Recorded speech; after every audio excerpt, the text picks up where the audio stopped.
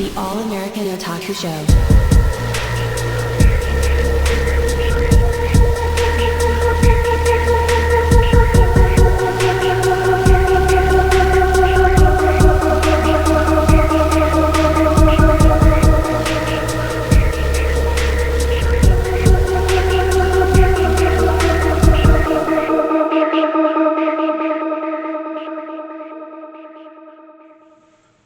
Hello everybody, welcome to the All-American Otaku Show.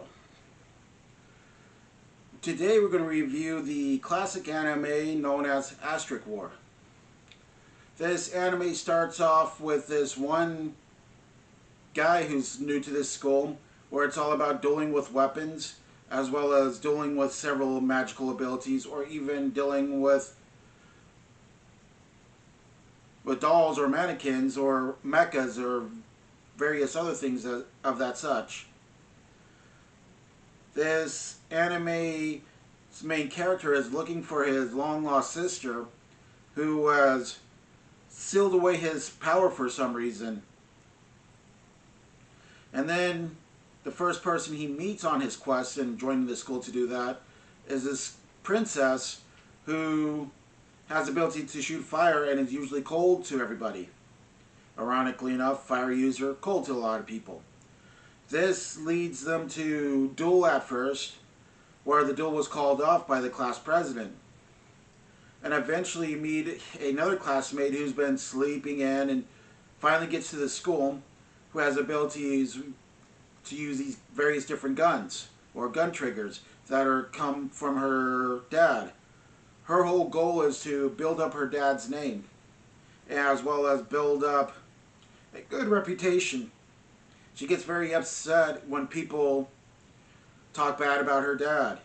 She's sort of seems like kind of a no-motion character, but every so often will show great emotion. Another character is a sword wielder. Can't remember her name right off the bat. She uses a regular katana, and she's so fast and has all these techniques, which makes her a pain to deal with. When she fought the main character in a duel at first, the main character lost. Eventually, there's this huge contest called the Phoenix Esta, where all the main characters of various other schools compete to become a top in their field, as well as be able to get her wish. During this time, one of the princess's maids, who's only 10 years old, who dress up with cat ears and a maid outfit, gets kidnapped. So the main character, the other two that we mentioned, with the sword wielder and the gun user, decide to ferry off of the tournament to find the person who kidnapped this person, while the main character and the princess are still trying to fight in their contest.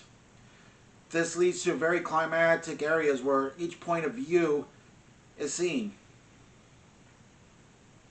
This anime ends up after that, season 2, it starts to lead to somewhere called a group testa, where they're first encountered a guy using summon mythological creatures like chimeras, or dragons, or hydras, or minotaurs, things of that nature. Soon as they end up defeating him, we don't know who was the one who's hiring him to not being in the group festa, and it leads up they're going to join the group festa, get ready for it, and then the series ends. The series ended in 2016, so the chances of a third season are not the greatest, but doesn't mean there won't be.